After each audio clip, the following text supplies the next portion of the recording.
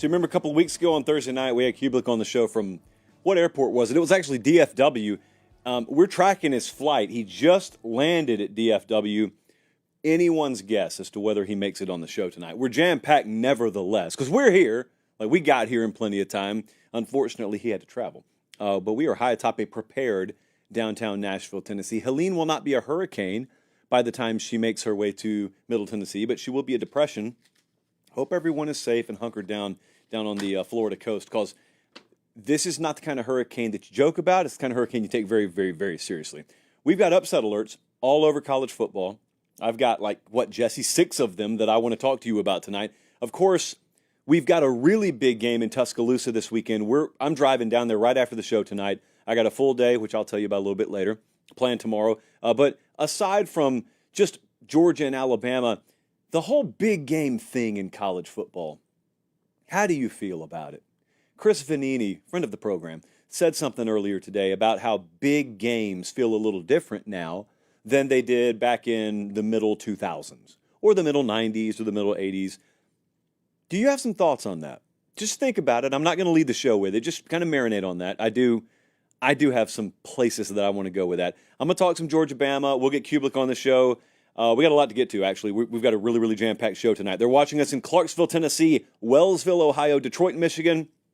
And I was going to check in Hoover, Alabama, which I just did, but also a late addition in the chat, Eatonville, Washington, proving the show is live. They submitted it about a minute and a half before we went on air. Thank you guys so much. Make sure you're following on Instagram, @LateKickJosh.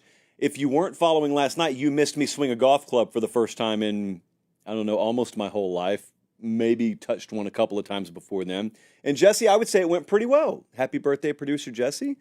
We don't believe in birthdays around here per se, but we did celebrate his last night, even though he doesn't technically exist. But also tomorrow, I'll be at Alabama. Saturday, we'll be on the sidelines for Georgia-Alabama. The whole new Saturday tour dialed up by Director Colin just like that. So I'm going to get you a lot of good behind-the-scenes stuff as usual, but I have a rumor now confirmed, and I'll share it with you later in the show tonight, that we're doing some pretty interesting things on campus down there tomorrow.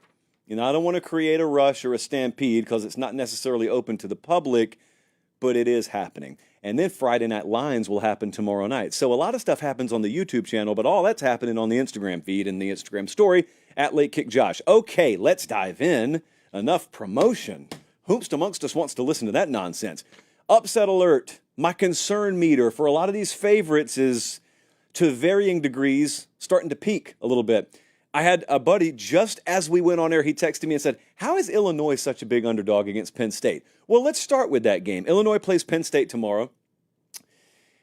What is the official language we have to use here? We can't call it a whiteout because through some insane agreement that I was just made aware of today, Penn State can only officially use the term whiteout once per year, and somehow the NHL is involved.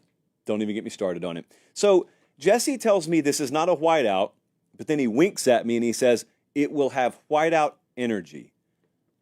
Just win the game. That's really all that matters. You are about a 17.5-point favorite at FanDuel right now. All right, so last year, Illinois quarterback Luke Altmaier, horrific in this game. 0 touchdowns, 4 interceptions. They lost 30-13. Now this year, that was bad Luke. This year we got good Luke.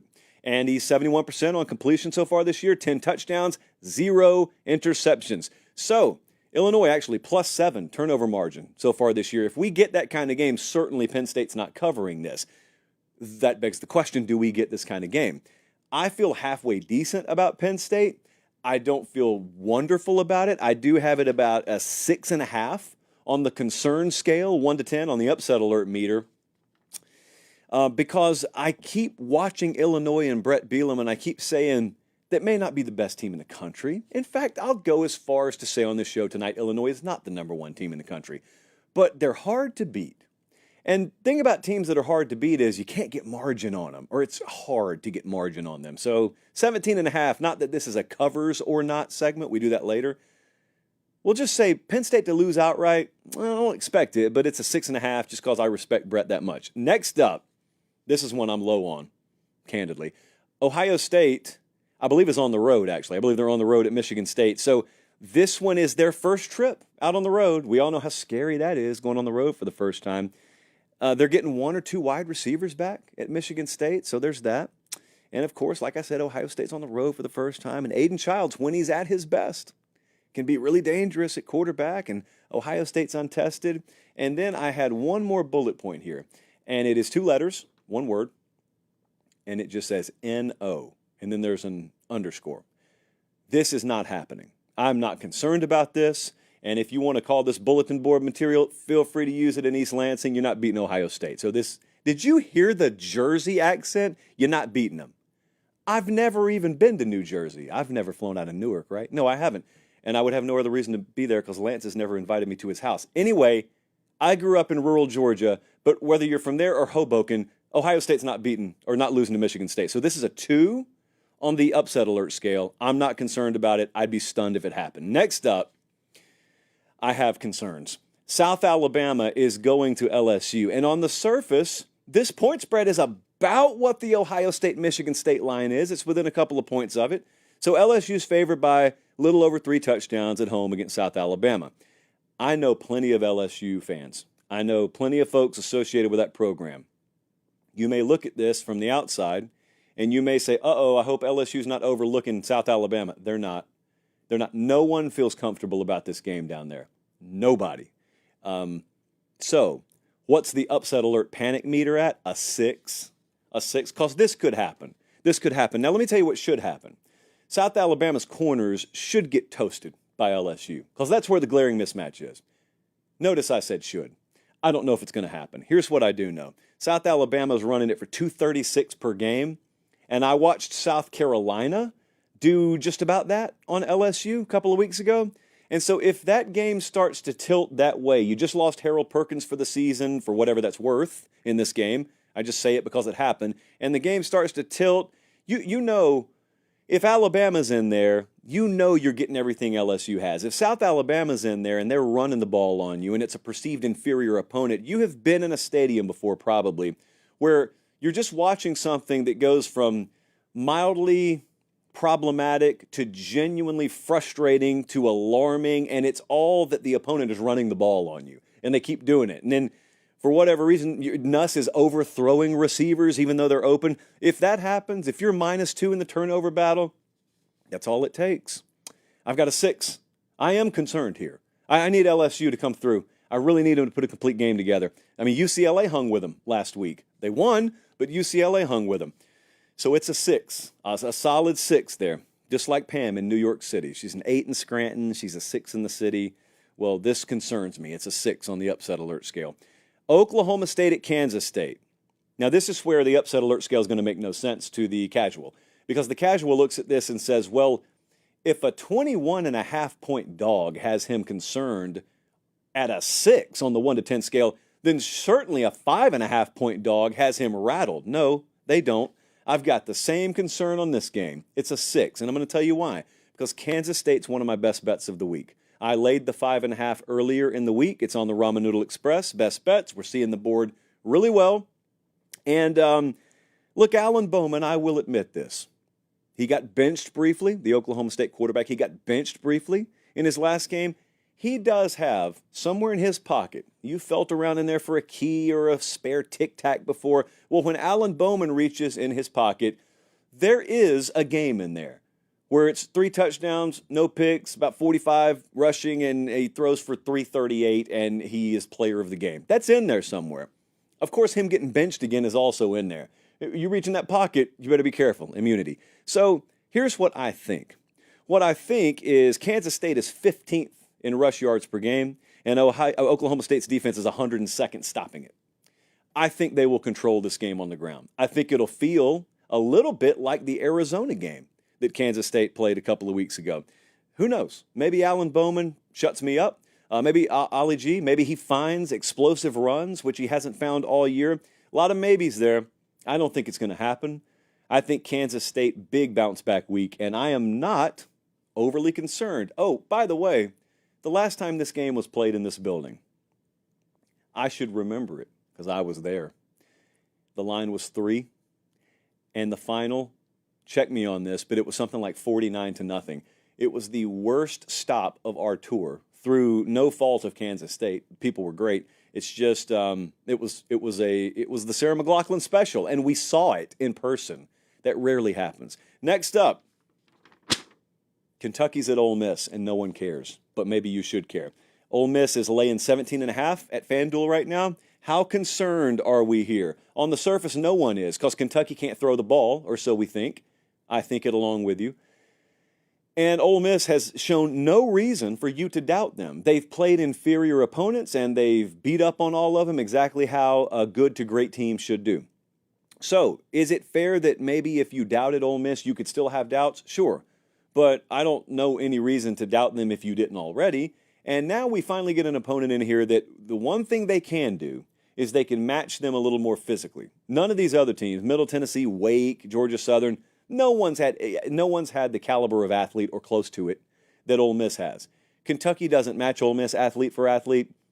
They can compete. They just did with Georgia a couple of weeks ago. So they can compete at least. And they're coming in here, and we know they can't throw it. And it probably, look, even if they are the first team that can be physical with them, what do they do? Like if Ole Miss can't score early, what response does Kentucky have? If it's something we haven't seen so far this year, they got 152 pass yards per game. If they're at that mark at the half, well then great. But I'm going to have to see it. So if they can follow the Michigan script, for example, if Kentucky can do to Ole Miss what Michigan did to USC last week and just run it, even then you kind of got to thread the needle because it's such low margin for error style of play. But if they can do that, great. I am not totally sure it's there for 4 quarters. So this is only a 5 on the concern scale for me. Lastly, let's go to Orlando. I didn't know Big Noon Kickoff was at this game. Did not know that. So furthest south we will have seen Brady Quinn and Matt Leinart and the boys in quite a while. This is a 3 for me. So here's the scene. Colorado is going to Central Florida. Colorado's off that miracle win they had last week, and now they're going to UCF. And Shedeur gives you a shot in these games, and UCF's pass D has been very vulnerable. We saw it. We saw it up close because we had an under that they couldn't protect a couple of weeks ago. We did rebound. We did rebuild. UCF, number 5 run offense in the country. Colorado's 83rd trying to stop it. So kind of similar to what we think Kansas State will do and just run. The difference is Kansas State can shut you down defensively. I don't know that UCF can. So if we're talking about UCF winning and covering, I'd be terrified of the back door. However, we're talking about the outright upset. And I really think UCF's going to have a great night here, great day, whatever time the kickoff is. So I've only got about a 3 or a 4 on the upset alert concern meter, which is weird. It's weird, but it's a unique spot as well. You win the way they did last week, and you got to fly all the way across the country, and you face a team that can run it really well. That's a tough out. It is a game that is ripe for needing to throw the ball a lot, and somehow one of the worst secondaries in the country comes up with picks because you have to take too many risks, and then they run the ball and they take possessions away, and that's the kind of game I think it'll be. So I think UCF wins. Maybe they'll cover, but I don't have concern about them losing it outright. Academy Sports and Outdoors should dot the landscape this Saturday. No question about it. No excuse for it not to. Some of you have waited until Thursday night. It is 7:13 in the Central Time Zone, and you still need equipment. You still need gear. You still need accessories for Saturday. That's why God made Friday. And that's why God made Academy in that order. So go to Academy tomorrow. Get stocked up. You need a tent. You need a canopy. You got it. Umbrellas, rain gear. You got it. Further east you go, the more likely you are to need that. But just make sure you visit them. And look, if you're on your bye this week and you can stand to wait, well, just go to academy.com and just wait for it to ship. But I will tell you just a little free piece of advice here that's going to save you a little money. The My Academy card, I don't think we talked about it on the show. Any of you who go here regularly, if you don't, you should, but if you go here regularly, it's well worth looking into the My Academy card because I was looking at it last night. And I am a little bit angry I hadn't already had one. So I'm getting mine. I think you should get yours. My Academy card, it doesn't cost anything. It's free. It just saves you some money if you're into that sort of thing. If you're not into money, forget about it. Let's move on. Hold on. I have to pull something up here. So at last update, Cubelic had landed. He is now taxiing. He is taxiing to gate. I don't want to tell you what gate he's at. Security purposes, perpi, plural of purpose. But he's on the ground, Jesse, and he's landed and he's taxiing, so that's good. Hands crossed. We still got a few segments to do anyway. What do we think about big games in college football? Chris Fanini, I saw, put out something earlier today. So, Colin, show me that tweet that Chris put out, and I want you to respond to this. So he said, am I wrong that individual college football games today, or any sports, don't hold mythical status like they used to? Is it our attention span? Is it that there's just so many more games on TV that it's harder to stand out? I could today recount more great games from 2005 than 2023. Completely agree with him. Completely agree with him. So what happened? First off, do you feel this way? Or if you're of age where you can remember both of those periods, do you feel like games are every bit as big today as they used to be? I think there's something to be said that has nothing to do with sports, and that is with the proliferation and saturation of media and social media, you just have more stuff thrown at you. It's like a fire hose in your face. You get more information, you're exposed to more things today in one day than people in 1994 would be in a week or a month, which is wild to think about. So it's hard for any one thing to stand out. That's not just a sports thing. Like, there are things that happen in society. There are things that have happened within the last month or two in our country that entire documentaries would have been done on, and entire chapters of history books would be dedicated to if it happened 30 years ago. And it's like a month old, and oh yeah, that's right, that happened. Well, that happens in sports too. So that has nothing to do with sports themselves changing. However, there are a lot of things about the sport of college football that I think have changed, that have contributed to this. And I am going to tell you right now, I got into it today with a number of people arguing about this, because what Chris was saying there is right. He was saying, man, these regular season games, like we got Georgia-Bama this weekend. He was talking about 2005, I think, and he was talking about how USC went to Notre Dame. And that's the year that Charlie Weiss had him grow the grass really high before Notre Dame inexplicably switched to synthetic turf. And I remember vividly being in my bedroom watching that game. I remember it. I don't remember a single regular season game just off the top of my head from like 2018 or 21, the way I do games back then. So it could just be that you romanticize the past, you romanticize the things that you saw as a kid, but some of you weren't kids in the mid-2000s. Some of you were 33 years old, and I guarantee you some of you feel the same way I do. So it's not merely romanticizing your childhood. What I think happened is those games in the pre-2000s, or those games in the mid-2000s, were in the pre-who's in era, as I like to call it. So it was before the advent of a playoff. We didn't have the playoff, and not just the playoff itself, but we didn't have the who's in era. I think one of the big faults of ESPN when they acquired that property, they have since backtracked and apologized for it and tried to rectify it, to their credit, but damage was kind of done when they acquired that property of the playoff. It was every single commercial break of every single game, every single week from week one on, who's in, who's in, who's in. It was the marketing campaign. It was the marketing slogan of the playoff. So the who's in ideology came to be plastered all over the sport, and slowly the idea took root that meaning in college football and a game having meaning is no longer derived just from it being a Saturday in the fall. Now its meaning is derived from whether it has playoff implications attached to it. And the natural follow-up was, well, your games have meaning as long as you've got a shot at making the playoff. But if you don't have a shot at making the playoff, your games don't really have meaning anymore. And what that did was it fundamentally changed the way you watched college football games. Because it used to be a game like this Saturday, Georgia-Alabama, you put that thing back 20 years ago, it just exists. And its magnitude is its magnitude because of what it encapsulates in and of itself. It would be almost independent of what kind of postseason implications rode on it, because you hadn't even had your mind retrained to think in that way. There was a national title game back then, just as there is now. There was already an infrastructure of a postseason. But unlike pro sports, you weren't taught that that's the wagon, and then or that's the horse, and then it pulls the wagon of the regular season along with it. It was the inverse. So I think that happened, and also then things started to be called meaningless that previously had not been called meaningless. You ever hear the phrase meaningless bowl game in 2005? I didn't. Meaningless regular season game. Like, could you imagine?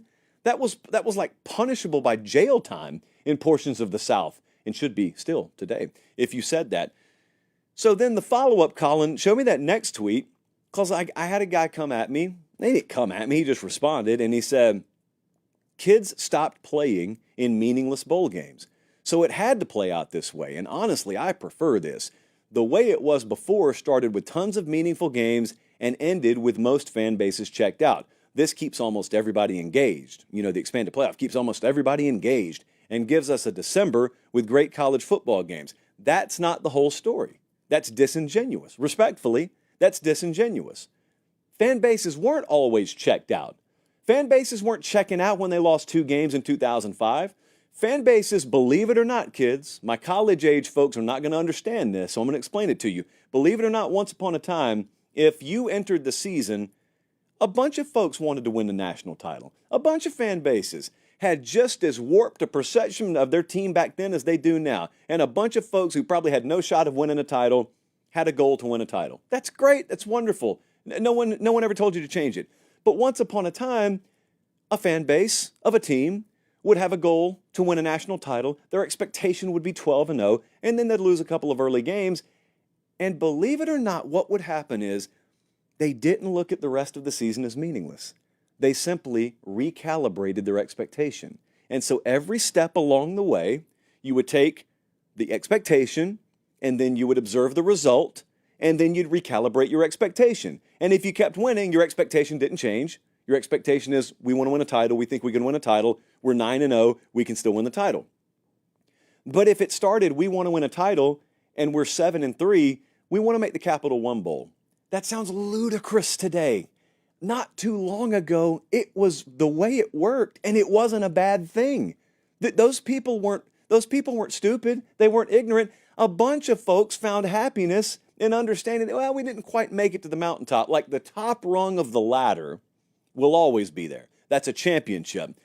But there was value in the next rung or the rung below that. Like, how high on the ladder can we climb this year? Then someone came along and said, at that top rung, keep it. The rest of them, doesn't matter. Rip them off. If you can't reach that top rung, everything else you do is meaningless.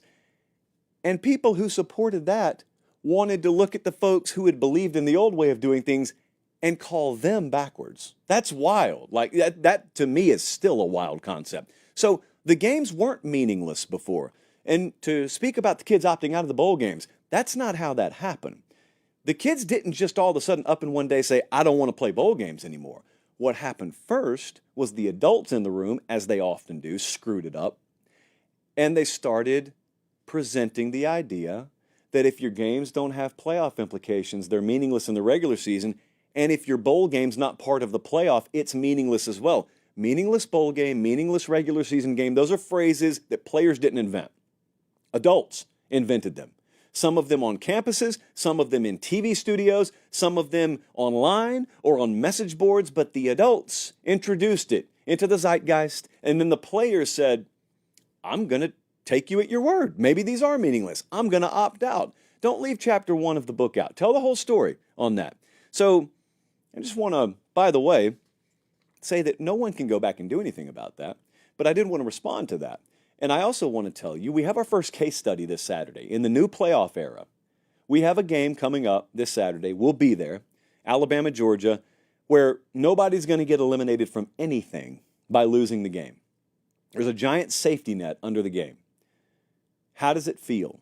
Because I went at someone the other night a little bit, probably a little bit too hard, honestly, but I went at someone because they said this game's meaningless. What they were saying, in part, was kind of something that I agree with, at the macro level, and that is an expanded playoff devalues some of the high-level regular season games. I agree with that. Where I disagree on the micro level is that this game's meaningless. This game's not meaningless, whether you have a playoff or not, whether you have a 30-team playoff or not. However, we will find out together how we feel about this game. And we got to kind of feel it out. We've never been through this before, so we're going to kind of feel it out. We'll see. Quick trip, fueling our trip later tonight, as it were, down to Tuscaloosa, Alabama tomorrow. Now, the whole new Saturday tour will be there in Bryant-Denny Stadium on Saturday. I'll be on the sideline. Hopefully, don't even need rain gear. I mean, think about the fears we had at one point, and it may not rain a drop. I think it's going to be totally dry there. So we're good on that front. But Colin, Jesse, I know you guys heard these rumors. I heard them as well. I heard rumors as early as Monday that we were going to be down there Friday. I mean, I always work out with Dave Ballou when we're down there, Alabama strength guy. The only guy that I see at Alabama able to do the 200-pound dumbbells. But we do that every time we go to Alabama. He's always gracious, lets us in there. But before that, there are rumors that have since been confirmed that I'll be speaking at Alabama tomorrow. Students only. This is a closed event. But I've been told that many are planning to skip class. Many are planning on camping out just to secure a seat in the venue. Hope someone shows up to document that so we have proof of it. But anyway, all of it fueled by Quick Trip. Whom's to thunk that Quick Trip could fuel such a thing? I did. That's why we committed to Quick Trip. All right, let's do something fun right quick. And Jesse, I'm just gonna hold on a second. Okay, had to clear the earpiece out so I could hear you talk. I'm gonna wait and listen for you in my ear. In the meantime, I got to tell you guys something. We do bold predictions all summer. And some of your bold predictions have flat out crashed and burned already, and you ought to be ashamed of yourselves. As we have established on this show, I make predictions as well, but I don't want to know about the blame. I don't want any of the blame. I just want the credit. So I want to be praised when our predictions pan out. However, I am not above throwing some of you under the bus when your bold predictions fail. And I've got bad news. 6 of you are already done. And we can go back because all of these are on record, and some of you know what you did. And I'm not going to call you out by name, but I'm about to call your prediction out. For example, Virginia Tech going undefeated when they play Clemson. That was a prediction we got from Lincoln, Nebraska. Virginia Tech has another 6 weeks until they play Clemson, and they're already 2-2. And they're huge underdogs against Miami.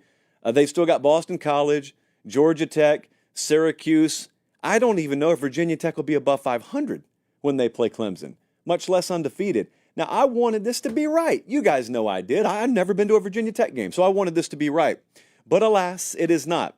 We could play Sarah McLachlan music over this whole thing. Next up, these were real predictions, guys. Kansas makes the playoff from Snowman Sports. Kansas makes the playoff. Well, the iJosh says it is September 26th. Still September. Kansas is 1-3. Jalen Daniels has more interceptions than touchdowns. They lost to Illinois. They did beat Lindenwood. They did beat that dude, but they lost to Illinois. They lost to UNLV. They lost to West Virginia. They've still got Kansas State, Iowa State, TCU, Arizona State, Brigham Young, Colorado. Kansas is going to the playoff only if they buy tickets. This one was dead on arrival. No shot. Next up, this one was never going to happen. I think we made it like a 9.5 on the boldness scale when it was presented to us. Riley Leonard, a Heisman finalist? Riley Leonard in his best year was never going to be a Heisman finalist, but he's yet to throw for 170 yards in any game at Notre Dame. They already lost to Northern Illinois. The win against Texas A&M was wonderful, but it wasn't some Heisman moment by any stretch. I don't much care about Heisman moments. I'm just telling you that's how this award works. He has more interceptions than passing touchdowns. And by the way, he's only thrown 2 picks. The problem is he's only thrown 1 touchdown. He is not top 100 in pass yards per game right now. There are 100 quarterbacks minimum with a better yards per game passing. So Riley Leonard, feel safe to say, has been eliminated from Heisman contention. Next up, Florida State. They're going to lose the ACC championship game to a team not named Clemson or Miami. That one came to us from Montgomery, Alabama. So Florida State's going to make the conference title game, and they're going to lose to someone not named Miami or Clemson. Florida State will not be sniffing Charlotte. Florida State is more likely to lose to Charlotte than they are to make it to Charlotte. And secondly, Miami and Clemson are the overwhelming favorites right now, 1-2, any order, to make the ACC championship game and win it. So one of them, maybe both of them, will be there. Florida State will not be there. So none of this prediction is going to remotely be accurate, which is why we gave it a 9.5 on the boldness scale in the preseason. Next up, this one's even worse. Mind you, people, it's still September. These have crashed and burned in September. Graham Mertz has a better statistical season than Cam Ward. Hold on, Colin. There's nothing wrong. I I know people are laughing, so I want to give them a second. We like Graham Mertz, man. We are Graham Mertz fans, but man, this was not going to happen. What was wrong with you? I think right now, yeah, Ward is number 2 in the country in pass yards per game. Graham Mertz is barely top 100. Cam Ward has thrown for 3 or more touchdowns in every game. Mertz has 4 all season. It was just never going to happen. Never going to happen. And lastly, mathematically, I guess this last one's still alive, but I mean, calculators don't have heartbeats, as Meemaw once said. So math is the only thing keeping this alive. Ben from Blacksburg, Virginia, his heart was in the right place, his head was not. The ACC will have a winning record against the SEC this season. Let's go to the tape. Miami did beat Florida. And Cal, as we always said, Cal will be the backbone of the ACC. They beat Auburn. So you do have 2 wins. Your problem is Clemson got body bagged by Georgia. Virginia Tech got beat by Vandy, kind of one you needed to have. NC State got splattered by Tennessee. Wake, same thing against Ole Miss. BC came close, but close does not count. They lost to Missouri. And so now you're 2-5, and you've got South Carolina versus Clemson. Okay. You got Georgia's going to do bad things to Georgia Tech in all likelihood. I would lean Louisville over Kentucky. Florida State should be illegal to put on TV right now. Point being, this one's alive mathematically, but it's not going to happen. So we already have 6 bold predictions that we might as well play the Undertaker's music over because they're dead and buried and gone. Sad, but true. They're watching us in Tabor City, North Carolina, Las Cruces, New Mexico, and Carrollton, Georgia. All right, Jesse, do we have a Cubelic update? Oh, for real? He's ready already? He must have flown first class. Okay, well, let me do FanDuel first, and then we'll bring him in. All right, FanDuel, exclusive provider of odds on this show. And I have good news. I'm about to give you 2 more added best bets. That's part 2. Part 1 is actually Saturday night. The game will be at Alabama. Georgia-Bama. There is a 50% profit boost on that game right now. So not only can you go sign up at FanDuel right now and bet $5 to win $200, just free money, but also I'd use this QR code because it helps us if you get in that way. There's a 50% profit boost if you win on that Bama-Georgia game Saturday night. So take advantage of that stuff, guys. Like, that's there. Take advantage of it because it's not always there. Now, as for the Ramen Noodle Express, had a really good week last week. I feel like we're seeing the board very well. It always happens this way, it seems. So when we get on a roll, don't be increasing your unit size. No immunity. This is wagering talk. Be professional. Be mature. Just bet the things flat and bet all of them or don't bet any of them at all. And I couldn't care less if you do either. I would actually prefer you don't bet if you have any questions about this. But we've already added Kansas State minus 5.5. We've added Miami minus 18.5. That's a Friday night game. I will do Friday night lines tomorrow night at halftime of the Miami game. So it will be very, very tense on the Instagram story there. At Late Kick Josh, by the way. Colin, what are we adding tonight? We are adding New Mexico State plus 9.5. They're playing New Mexico. And we're adding Utah minus 7.5 against Arizona. The Utah-Arizona game feels to me like the Kansas State-Arizona game from a couple of weeks ago. And we did not bet Kansas State, and the model screamed at us too. So we ironically are betting Kansas State this week against someone else, and we're also betting Utah against Arizona. Okay, with that out of the way, I cannot wait to see where this man is set up. Cubelic took off from Birmingham a little while ago. It was like coaching search season. I had his flight tracker pulled up here, and I watched you land. I watched you taxi. You're at DFW again. You have joined us from DFW more times than you've joined us from your actual house this year. How was the trip?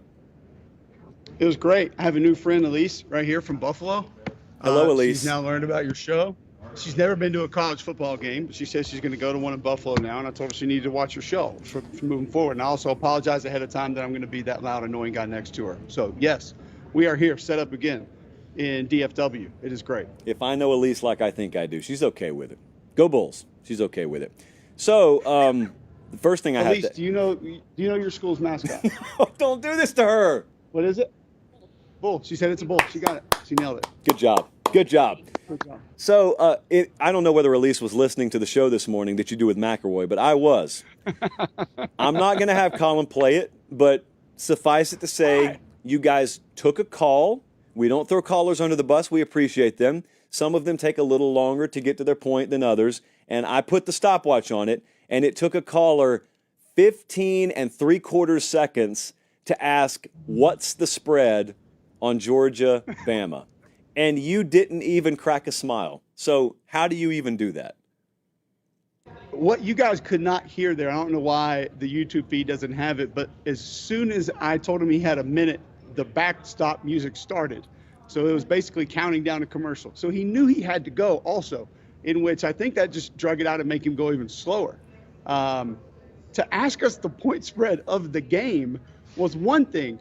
To then immediately question, according to who, on said point spread was absolutely amazing. Like we were just making it up. Some random guy. Oh, he said. Against who? He said the line on the line on the game is what McElroy says. 2. Georgia's favored by 2, and that dude goes according to what? Vegas.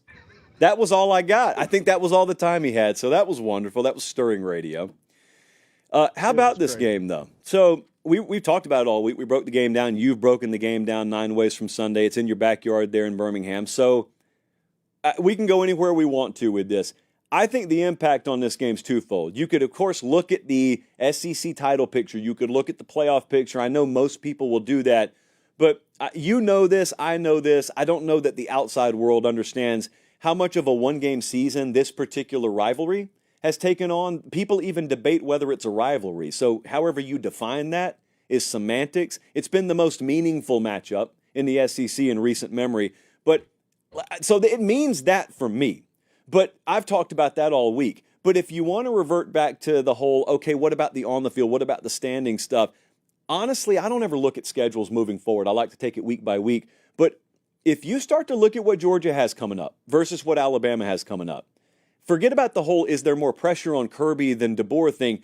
There's more pressure on Georgia here. Georgia's got 3 games, 2 of them on the road, that they'll either be a dog in or a single-digit favorite in. Bama's got 2 of those games remaining, and if Bama wins this, you've got wiggle room. Georgia, if they lose this thing, you're looking at a landscape of we still got to go to Oxford, we still got to go to Austin, we got Tennessee at home. None of those teams look worse to us now than they did in the regular season. Bama's got Oklahoma, they look worse. Bama's got Missouri, they haven't played up to potential. Auburn looks terrible right now. LSU does not look as good as some folks thought they were. So the beef on Georgia's schedule is still there like it looked like it was in the preseason. Bama's not quite as much. I think I hate to talk like this. I think there's significantly more meaning and pressure on Georgia from a standings standpoint, like from an on-field, from a record standpoint, than there is Alabama. So what do you make of it? I'm with you on a lot of that. I think you could also use a little bit of reverse psychology on yourself, and we've talked about this before. That 3 seed in certain conferences, is that going to be a more valuable spot to have than going to Atlanta and losing conference championship game? In that case, it would be the SEC championship game. But your point on where other teams are, like Texas, Ole Miss, Tennessee, looking a little bit better, that's fair. But would you not also argue that Georgia's got a mental advantage over those teams? I mean, how many times have those teams really pushed Georgia in recent memory? I know Texas and Georgia haven't played a ton. You have to go back to that Sugar Bowl in which Sam Ehlinger and company knocked them off. But I would think Georgia's also going to have a mental advantage against those teams because of what they've been for the last few years. I think we're getting away from like this whole, like when I was in college and Rick Trickett was my offensive line coach, there were certain weeks, Josh, that we would come in there on Sunday to start getting ready for an opponent. And he'd go up to the whiteboard and he would write one team on the side, and then he'd write Auburn on the side. And he's like, "This Mississippi State, you Auburn. We supposed to win this damn game." And that was like his analysis for the game. It didn't matter what the scheme was. It didn't matter what everybody else did. It just he thought we should win that game because of who they were and who we were. So inherently, Georgia is still Georgia. They still have talent everywhere. Just because they had 1 week in which an older football team, a physical football team, gave them some headaches a week ago with a couple of guys down, I might add you, doesn't really register to me that all of a sudden this team isn't good, can't win, can't compete. Now, I also don't think this is a great matchup with Alabama this weekend. I think it would put Alabama in the driver's seat. But we know you don't have to be undefeated anymore to get to the playoff, and that's the ultimate goal. I know Kirby Smart would like to get to the SEC championship game and win the SEC championship, but I don't know if this does that much for either one of these teams if they were to drop it. Because we've seen both of these teams, by the way, now one under a different regime, under different leadership, utilize a loss as motivation to then go on and do other great things, a la Georgia getting their ass kicked by Alabama in the SEC championship game and then going to win the national championship. So I don't think it will be the end of the world. I think how beat up Georgia is right now will be a much bigger concern than we lost. This is who else we have on our schedule. Yeah. So if I were to ask you concern, I think mine by 10 miles on the Georgia side is I may be getting guys back up front. How many of them do I get back? And when I say how many of them, I mean like how many snaps do I get from those guys? Michael Williams, if he plays, is it situational? Like, it's one thing to play. It's one thing to have a warm body on a field, albeit a very talented warm body. How impactful is he? Because otherwise, they just run the ball right at him if they can. So the first part is I wonder how much rotational depth, how much high-level rotational depth does Georgia have there? Then on the other side, man, it's totally fair to me. Even though Georgia doesn't have a bona fide first-round talent at wide receiver, just the cumulative athleticism of the pass catcher on that team, should it not be enough to find some plays against a young secondary? Even though Kane's going to mix it up against them, like, should Carson Beck not get enough looks? Should guys not be able to get open a few times here? If they don't, that to me is the more alarming part for Georgia, because whether they eke out a win or they don't, like, I'm going to ask them to do what they're going to have to try and do Saturday night 3 or 4 more times over the span of the season if they want to get where they want to go. If they don't have that capability against a really young secondary, like Bama's secondary won't be any younger if they face them another go-around, and I don't know that anyone else is going to make it any easier on them. So those are the 2 hinge points I look at on either side. Well, here's where I would go with that is, number one, you're not doing it now. You're kind of making up for it. This happened in the preseason. It happened the first week. It's still happening here in week 5. This Georgia group of skill players, for some reason, people just don't believe in, don't think are very good. I mean, Dominic Lovett is one of the most proven slot receivers in this league. I saw Colby Young going up and high-pointing footballs down the sideline against Clemson. We saw him do it at Miami last year. I don't know why people just think that he's not a very good wide receiver. Now, are the tight ends what they had last year or 2 years ago with Darnell Washington, Brock Bowers? They're not, but they're good football players. The bigger issue is not the weapons. Can they get open? Can they make plays? It's can Carson Beck have enough protection to get to those skill players and allow them to go make plays? I think some of that has to start with running the football. Play action needs to be big in this game. And then just straight up protection. This Alabama defensive front, they've barely blitzed all season. They have found a couple of different edge guys that have been able to get home at times, but these Georgia tackles, and you imagine one probably going to move down, they haven't been great in pass protection. I mean, Tennessee Tech got a couple of one-on-one wins against these offensive tackles. That has to change. And I don't know if Mike Bobo tries to widen the surface with tight ends out on the edge, if he uses backs to chip a little bit, if he tries to move the pocket some. But Quay Russo on the left of your screen right there is one that I think they really need in the lineup. But Quindarius Robinson's done it a little bit. Now LT Overton looks like he could be a bit of a takeover guy inside that could get loose and give you a little bit of a pass rush. That's sort of what I'm watching more than anything else. Can Carson Beck find that time to get set up and then deliver those footballs to those skill players that you mentioned? Because it's not just a young secondary, it's a new secondary. But that can work against you because they also have known this defense very well. Why? It's the same defense. They face it every day in practice. Kane Womack's defense operates in a little bit of different ways. He doesn't cover the same way. He doesn't run the same things. It's much more disguise-worthy, if you will. And Carson Beck's going to have to identify it, but he's going to need time to be able to do that. And that, I think, is the biggest matchup in this game. So I was going to go there with you. Okay, so I always found it interesting when these two played each other, and it was the Kirby Saban era, because one sees the other's defense, or at least a very similar version of that, every day in practice. So it's not all that difficult a simulation for Kirby to show his offense what Nick Saban's defense is going to throw at him.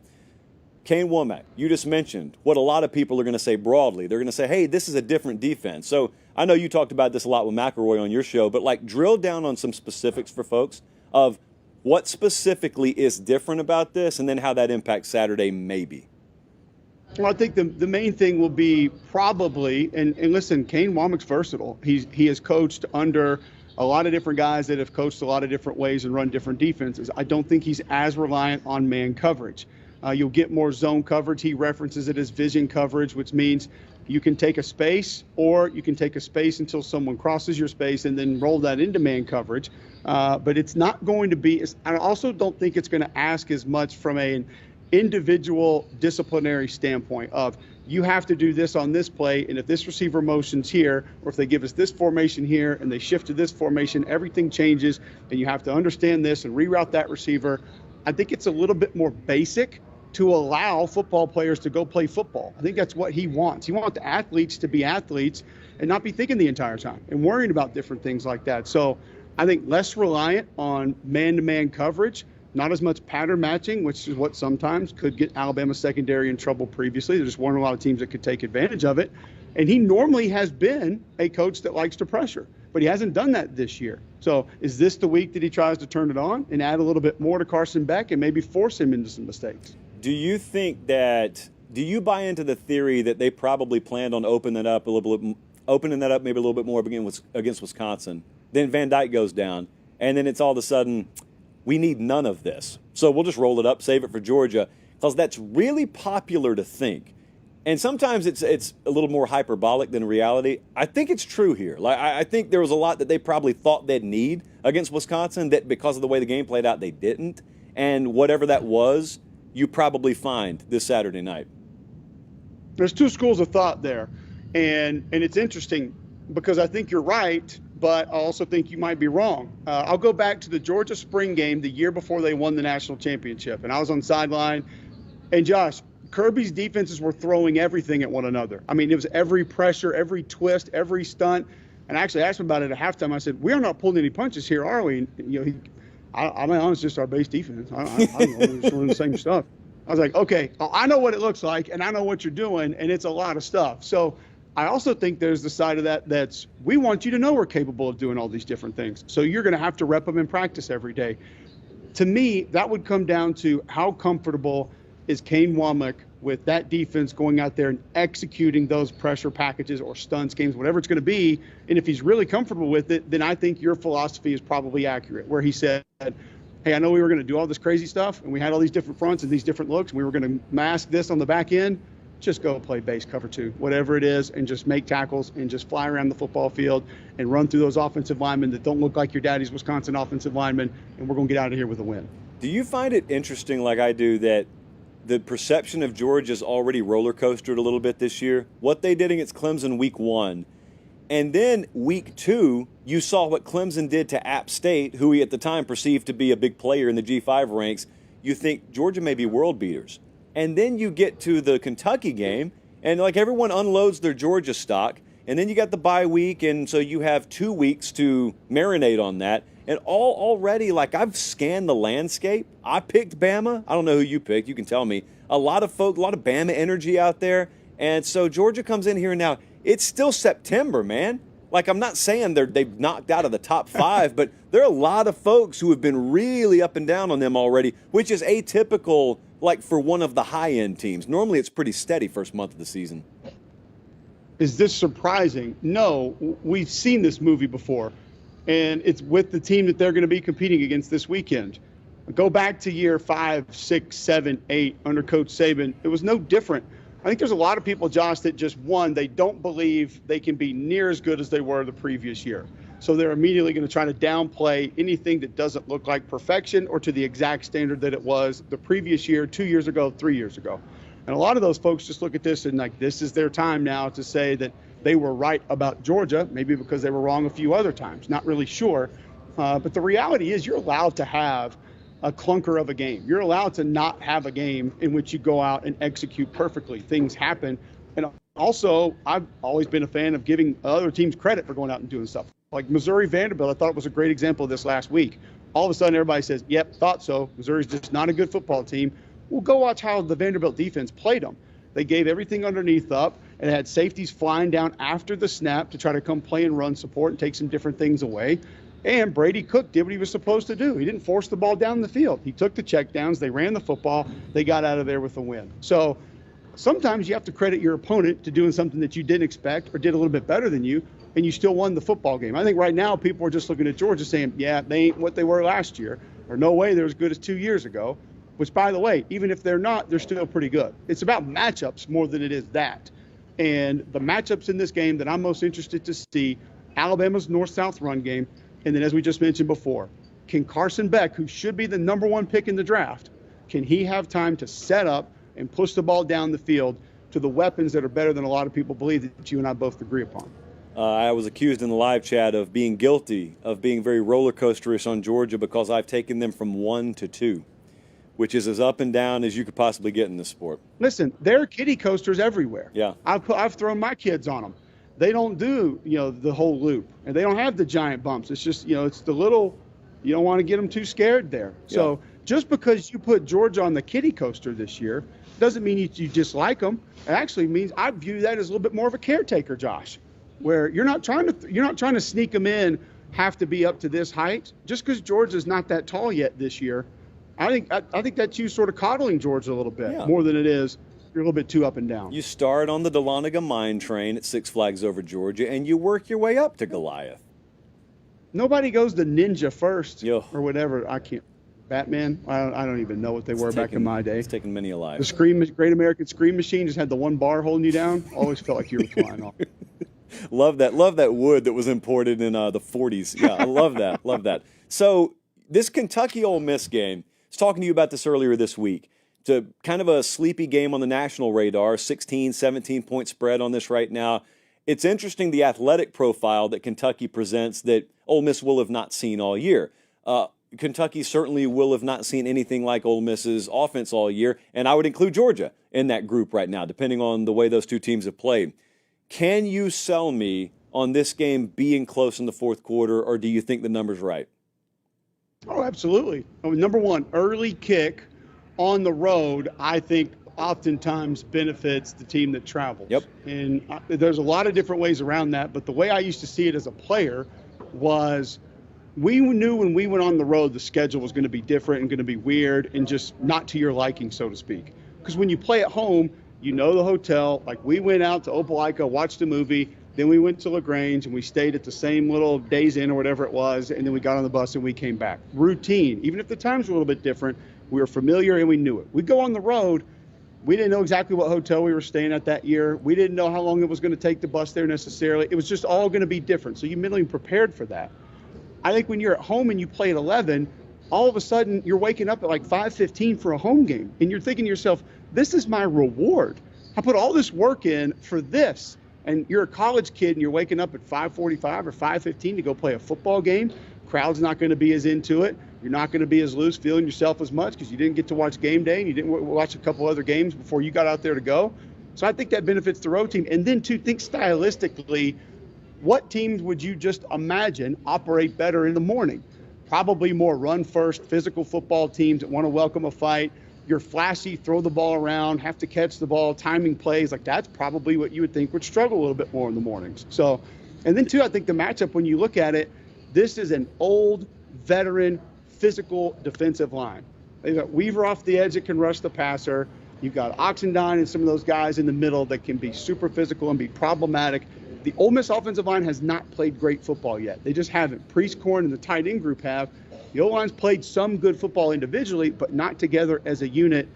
And Brad White does an amazing job. He's extremely underrated and undervalued at how he mixes things up on the back end. They have all upperclassmen in the secondary, and they've taken Alex Safari and put him down at linebacker. So now you don't really have to exchange when you go nickel. You can just have your Sam right there, and he goes and plays nickel, or he comes in and plays linebacker. So that can mess with maybe what you're doing and trying how you match things up a little more as well. So I think if that offensive line for Kentucky just holds up against Walter Nolan and Pegues and those guys, this absolutely could be a closer game than people believe. Is Mississippi State, Texas going to be close? That's the game you're doing. It feels like it's going to be very difficult for that to happen, considering you have a true freshman quarterback in an offense that puts a lot on the quarterback, and Jeff Levy's offense does. So I would imagine you're going to try to lean on a couple of good running backs, and even you have good wide receivers that can help you with catch and run, a lot of quick throws. And then if you get manned up on the outside with maybe a single safety, you take those shot plays. Utilize quarterback's legs. But I'll tell you this, watching Texas, studying Texas, Josh, they're number one team in the nation for a reason. Yeah. I mean, they have receivers that have a ton of juice, tight ends that can play, tight ends that are physical, an offensive line that will beat you up, an offensive wizard calling the plays. And I think they can win with either quarterback. I really do. Arch has to learn how to not be he's a risk taker. He will throw the ball into spots that he should not throw the football into. I think he just believes he can get it there. He's got a great arm. I love his poise. I love the fact that he'll stand in there and absolutely get sawed in half and try to deliver a football down the field. Now, he's not as capable of, some of the shenanigans and wizardry that Quinn Ewers is, of the sidearm stuff and the quick getting the ball out and floating it over people. Quinn's a little bit more point guardish than Arch is. Arch is a little bit more super dialed in, fundamental, technical quarterback, like deliver the ball to the exact place where you're supposed to, even though it hadn't always been there. And the run game is something that's underrated. We all thought that was going to be a problem, right? I mean, hell, I downgraded Texas going into the year because they lost all these running backs. Jaden Blue is a bulldozer right now. So, and the defensive line has more twits off the edge than it did a year ago. They filled the voids inside very well. It's not exactly the same, but it's not a liability. And they have linebackers that can get sideline to sideline. So it's just that's what we talked last week about Texas, and everybody said, well, what about other people who match up with them? I'm like, hold on. What about how other teams are going to match up with Texas? It's not about how does Texas match up with these other teams. Like, that's kind of where they are right now. So what I'm going to do here is, as we sign off, I want people to listen in the live chat. I'm not just going to tell you it's Cube Show on YouTube. I'm actually going to put the link in there. Now, as soon as I do this, listen, because the chat's moving quick, I want you guys to click on that and go over there and subscribe. And it's okay if you leave this show, because this show is over. Cole Cubelic, we appreciate it. Have fun. I assume you're driving down there, so have fun on your drive. You can listen to the replay. No. Oh, whoa. Are you flying to Austin? Yes. Just drive down drive there. Is that? Just drive. 11,500 subscribers. This is Josh trying to flex his muscles right now. So he wants to call me tomorrow and say, "Wow, I saw that 4,000 subscriber bump." The road to 15K starts now. Okay, people, here comes the link. 3, 2, 1, boom. Cubelic, have a good trip. I will talk to you whenever you get back. Enjoyed it. All right. And we appreciate you guys. I am headed on the road. I'm not taking a flight to Tuscaloosa tonight. I'm just doing the good old-fashioned 3.5-hour car ride down there, fueled by Quick Trip, of course. Appreciate you guys. So Friday Night Lines tomorrow night, emanating from wherever we are in Tuscaloosa, at Late Kick Josh on Instagram. If you haven't followed already, go give Cubelic a follow. Here's one more link for you in the live chat if you missed it. Appreciate you guys. We'll be back here to recap it all Sunday night. Until then, take care and God bless.